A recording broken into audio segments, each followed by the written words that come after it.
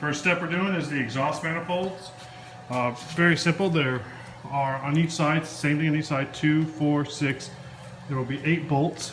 The way they go in, there are essentially 3 different types of bolts here.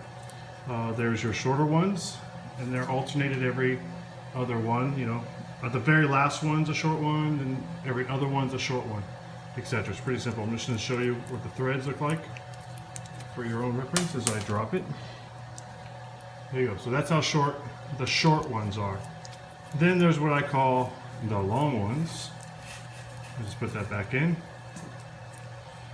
All right, they have a longer non-threaded end. I'm gonna drop it as well. Sorry. So they're non-threads at the beginning and then threaded at the tip. And then there's the ones which I believe they're called for the heat shield.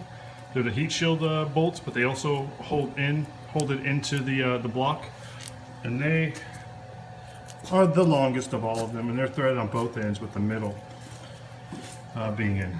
So they're pretty long. So there you go. So there you go. And they have a nut, a washer. Even one of mine had like 2 nuts and washers. I don't know exactly if my car came with a spark plug heat shield. I don't know, but we'll figure that out later. But that's how it is. So you have you're going to have 2 of these medium-sized bolts for the exhaust manifolds. You're going to have 4 of the smaller bolts, and then 2 of the really long ones. And again, so you can just see a picture of how they look. There you go. So that's the same exact thing on the other side. Boom. Same thing. Small, small, small, small, medium, medium, and then long, long. That's not what I was talking about. It's kind of like craziness going on here. I don't know what was there. Take a look real quick at the exhaust. When you take them off, they'll come right off, like so. And they also have a gasket on there. Mine obviously are seen much better days to the heat and probably the age.